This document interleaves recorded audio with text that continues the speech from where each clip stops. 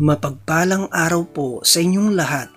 Ngayon po ay araw ng Lunes, ika-2 ng Disyembre. Pakinggan po natin ngayon ang mabuting balita ng Panginoon. Unang pagbasa mula sa aklat ni Propeta Isaías. Ito ang pangitain ni Isaías na anak ni Amos tungkol sa Huda at sa Jerusalem. Sa mga huling araw, ang bundok na kinatatayuan ng templo ng Panginoon ay mamumukod sa taas sa lahat ng bundok. Daragsa sa kanya ang lahat ng bansa. Ang maraming taong lalapit sa kanya ay magsasabi ng ganito, "Hali kayo, umahon tayo sa bundok ng Panginoon, sa templo ng Diyos ni Jacob, upang malaman natin ang kanyang mga daan at matuto tayong lumakad sa kanyang mga landas. Sapagkat sa Sion magmumula ang kautusan at sa Jerusalem ang salita ng Panginoon. Siya ang mamamagitan sa mga bansa at magpapairal ng kapayapaan. Kung magkagayon, gagawin na nilang sudsod ang kanilang mga tabak at karit ang kanilang mga sibat. Wala nang magsasanay sa pakikibaka at mawawala na ang mga digmaan. Halina kayo, sambahayan ni Jacob, at tayo'y lumakad sa liwanag ng Panginoon." Ang salita ng Diyos. Salamat sa Diyos. Salmong tugunan. Masaya tayong papasok sa tahanan ng Poong Diyos. Ako ay nagalak sa sabing ganito, sa bahay ng Poon ay pumasok tayo. Sama-sama kami matapos sapitin ang pintuang lungsod nitong Jerusalem. Masaya tayong papasok sa tahanan ng Poong Diyos. Iyong Jerusalem kay ganda ng anyo, maganda ang ayos ng muling matayo. Dito umaahon ang lahat ng angkan, lipi ni Israel upang magsambahan.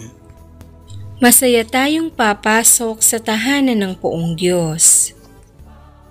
Ang hangad, ang Poon ay pasalamatan, pagkat ito'y utos na dapat gampanan. Doon din naroon ang mga hukuman at trono ng haring hahatol sa tanan. Masaya tayong papasok sa tahanan ng Poong Diyos. Ang kapayapaan nitong Jerusalem, sikapin ng Poon, yaoy idalangin. Ang nangagmamahal sa iyo'y pagpalain. Pumayapa nawa ang banal na bayan, at ang palasyo mo ay maging tiwasay. Masaya tayong papasok sa tahanan ng Poong Diyos. Dahilan sa aking kasama't katoto, sa iyo Jerusalem, ang sabi ko'y ito, ang kapayapa ay laging sumayo. Dahilan sa templo ng Poon, ating Diyos, ang aking dalangi, umunlad kang lubos. Masaya tayong papasok sa tahanan ng Poong Diyos. Aleluya, aleluya. Halina't kami sagipin, Panginoong Diyos namin, manunubos na maningning. Aleluya, aleluya. Ang mabuting balita ng Panginoon ayon kay San Mateo. Noong panahong iyon, pagpasok ni Jesus sa Capernaum, lumapit ang isang kapitang Romano at nakiusap sa kanya, "Ginoo, ang alipin ko po'y na paralisis. Siya'y nararatay sa amin at lubhang nahihirapan. Paroroon ako at pagagalingin siya," sabi ni Jesus. Ngunit sumagot sa kanya ang kapitan, "Ginoo, hindi po ko karapat-dapat na puntahan pa ninyo sa aking bahay. Sabihin po lamang ninyo at gagaling na ang aking alipin.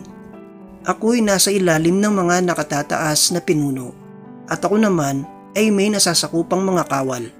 Kung sabihin ko sa isa, humayo ka, siya'y humahayo. At sa iba, halika, siya'y lumalapit. At sa aking alipin, gawin mo ito," at ginagawa niya. Namangha si Jesus nang marinig ito at sinabi niya sa mga taong sumusunod sa kanya, "Sinasabi ko sa inyo na hindi ako nakatagpo kahit sa Israel ng ganito kalaking pananalig. Tandaan ninyo, marami ang darating buhat sa silangan at kanluran at dudulog sa hapag na kasalo ni na Abraham, Isaac at Jacob sa kaharian ng langit. Ang mabuting balita ng Panginoon. Pinupuri ka namin, Panginoong Hesukristo.